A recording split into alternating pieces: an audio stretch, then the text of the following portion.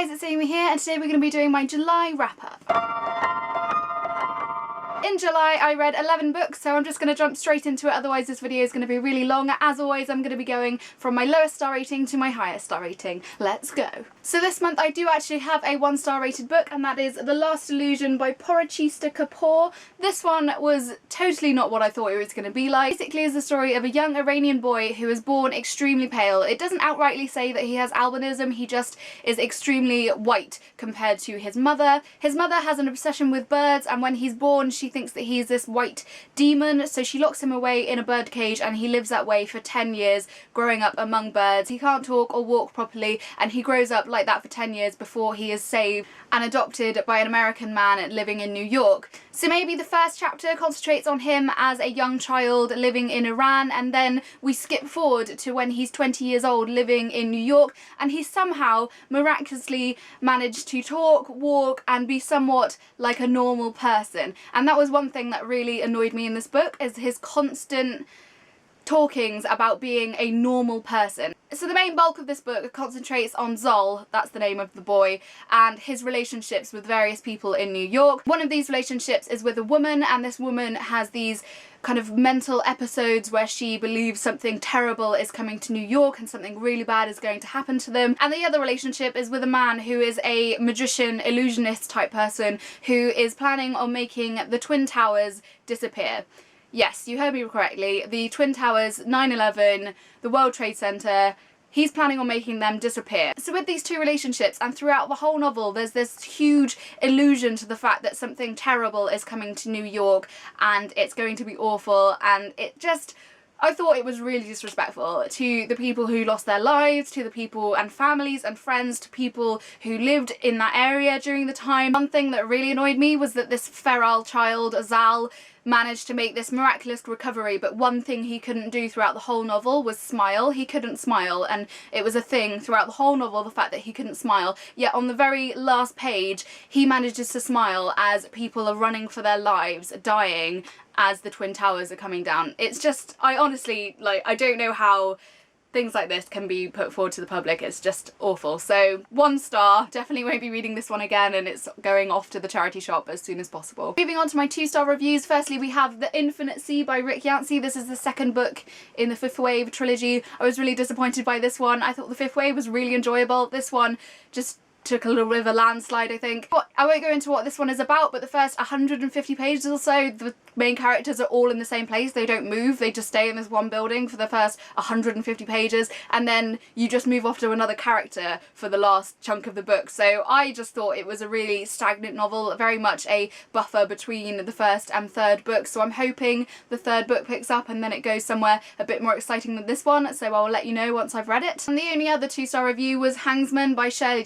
This was my classic read of the month. This one, I don't know if I got it enough to give it any higher stars. I think maybe it might have just been too highbrow for my taste, and it just went a bit over my head. This one follows the story of a young girl who lives with her family, has kind of on-off relationships with her family, and then she goes away to college, and it's her kind of experience in college and what it's like to be there, and the ups and downs and the things that go wrong. One thing I really liked about this book, which is a thing that I hoped was going to carry on throughout, but it happened mainly in the first chapter and then stopped, was when she was having conversations with her family, she'd be speaking to her mum, and then suddenly this voice of this policeman would come into her head and would start questioning her about a murder and about like something that she'd done or something that someone had done and she knew about, and why she had blood on her hands and things like that. And this kept happening when she was having conversations with her family at home, and then she went off to college and it just stopped. And I thought that that was going to be a thing throughout the whole novel. Maybe I completely missed the point of that and I had no idea.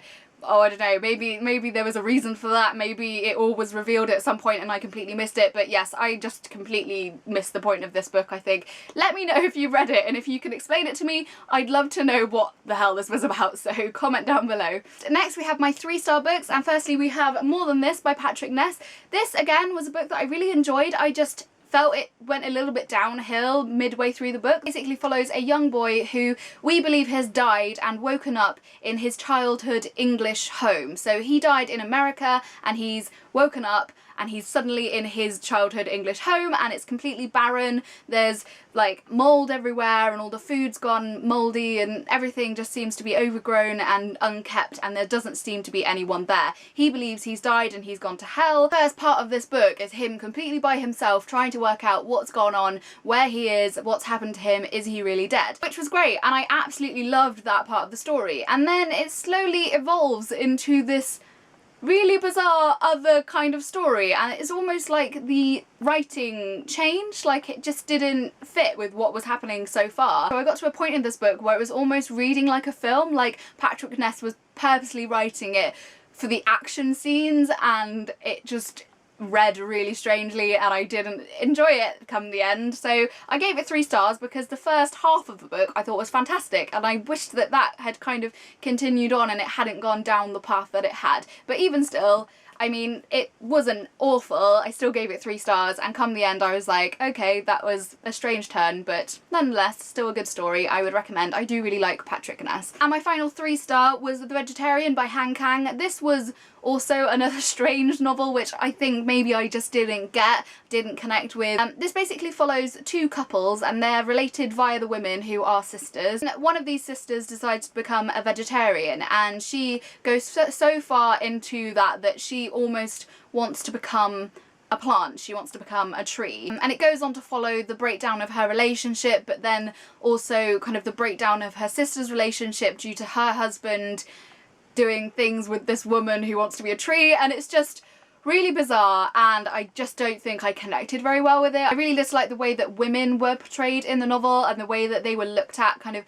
by the other men. It was just really unnerving and quite dark and disturbing, so I have a feeling that's probably what the author wanted to do, so that's why I gave it 3 stars, because I didn't totally hate it, I just found it uncomfortable and I didn't enjoy the reading of it. So I can give it merit on the fact that it was well written, I just didn't feel much for it other than that. Moving on to my 4-star books for the month, and the first we have The Opposite of Loneliness by Marina Keegan. This is a collection of essays and short stories. If you don't know, Marina Keegan died in a car crash a few days after her graduation from university in America, which is incredibly sad, and her family and obviously publishers put together this collection of her work from her university degree. So the title of this, The Opposite of Loneliness, relates to an essay that Marina wrote before leaving university, and it went viral after she died and became this huge thing. I was surprised by the fact that this essay was only like a couple of pages long. It wasn't a very long thing at all. I thought it was going to be the main bulk of this whole book, but it totally isn't. So if that's what you're expecting, maybe try and find The Opposite of Loneliness essay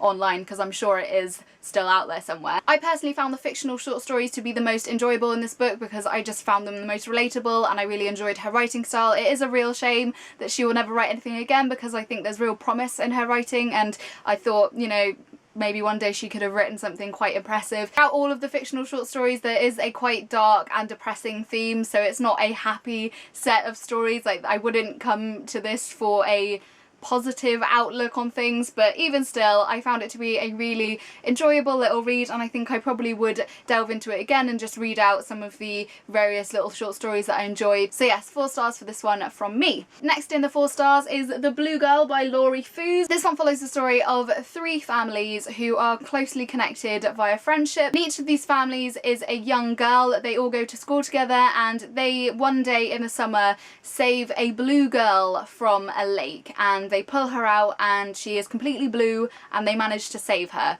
This blue girl then becomes the main kind of subject of the story, and everyone wants to know where this girl has come from, why she's blue, and each of these 3 girls has their different obsessions with this girl and what is wrong with her. Aside from these 3 girls, there are also their mothers who were also there when this girl was saved from the lake, and we see these mothers dealing with their own issues at home with their own children and their husbands and various things, and these mothers begin to bake moon pies, and into these moon pies they pour their secrets, and they then take these secrets and they take these moon pies and they go and feed them to the blue girl in the night time. I think I can only describe this novel as a very quiet and subtle and beautiful. The writing was just really wonderful. It was like reading a song almost. It was just really, really lovely. Yes, I gave this one 4 stars. I would recommend if you have any interest in it. It is a strange one, but one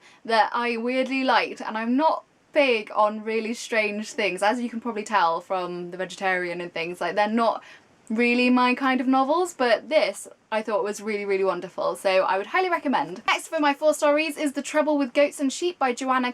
Set in 2 points in time, a time in the 1960s and then another time in the 1970s, like 9 years apart. You hear of these events that have happened in the 1960s and how they have affected this whole neighbourhood and what they've done to the people there, and in the 1970s something else has happened. A woman has gone missing and the people of this neighbourhood are trying to work out what has happened to her and whether it relates to these awful things and the secrets that have been kept from the 9 years previous. Primary narrators are 2 young girls who are trying to discover where this woman has gone, why she has suddenly disappeared with no reason, and what has happened on their street to cause everyone to become so worried and anxious all of a sudden, and what these secrets are that have been hidden for such a long time. One thing I really loved about this novel was the fact that it was really funny. The 2 young girls in this book have a really witty way of speaking to their neighbours, and I thought it was really well done. One thing I didn't enjoy was the overdoing of the setting of it. So basically it's set in like the 1970s, and the author really goes hard on telling you that people are eating custard creams and Angel Delight and quality streets and tins and stuff, and if you're not English and you're not really gonna know what I'm talking about, but she really goes on for the food that is during that time, and really all the time, every page, she's like, yeah, now I'm gonna be eating a penguin bar and I'm gonna be having my custard and all this, and it's stuff that was common in that time, and it's still common now, but it was more so in that time, but it didn't need to be shoved in my face every couple of pages because it was unnecessary. Final 4-star book for the month is Eat, Sweat, Play by Anna Kessel. This is a non-fiction read sent over from Pam Macmillan. I really enjoyed this book, and surprisingly it's something that I really connected to. Even though I don't do sport, I've never really enjoyed sport, even through school I didn't enjoy sport, but stories like mine were in this book and I related to them. This book specifically relates to women in sport throughout history, and I found it really interesting because I didn't know half the stuff in this book, like the facts and the figures and all these things to do with women being banned from sport throughout the ages and things. I didn't know any of that. I was really surprised.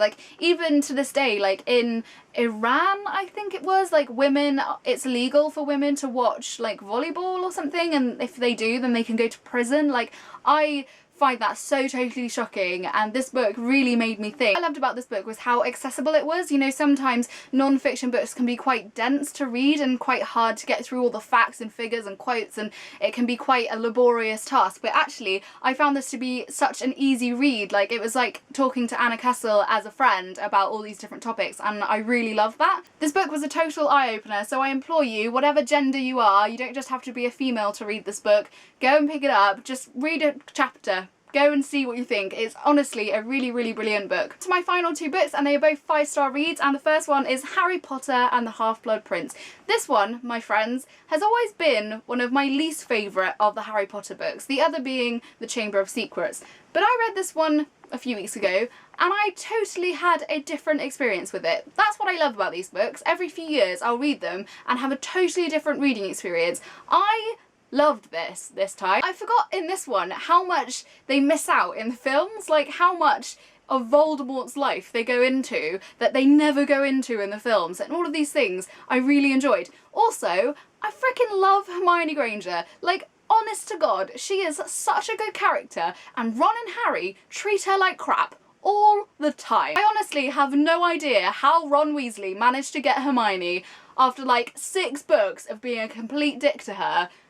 I just don't get it at all. Don't get it. Hermione does not get enough credit for how awesome she is. So yes, just a short review of that one. 5 out of 5 stars from me. Finally, my last 5-star book is Everything I Never Told You by Celeste Ng. It basically follows the story of a Chinese-American family living in America in the 1970s, and on the first page of the book you discover that their young daughter Lydia has been found dead. And then you spend the rest of the novel following her mother, father and her 2 siblings and how they are coping with her death and what they are discovering now that she has died. They go into her room and discover things about her and secrets that she'd hidden and things, and you go back back into the past and their memories and their childhoods and how they became who they are and how the mother was with her own mother and stuff, and it was just really wonderfully woven. And I can't even explain the intricacies of the novel and how it all just comes together perfectly at the end, and all of their stories, and the whole family, after they kind of split apart after this disastrous death, they all slowly come back together, and it was perfect. It was really, really wonderful. So I would highly recommend this one if you haven't picked it up already. Okay, so those are all the books that I read in July. Do let me know if you read any of these and what you thought of them, or what you read in July. Comment down below. As always, I will leave links to Facebook, Tumblr, Twitter, everything I've mentioned today down below. I hope you're all having a fantastic day, and I will see you soon. Bye! Time of the month again. I've been buying some more books, so I'm excited to show you them. Let's just get on to it.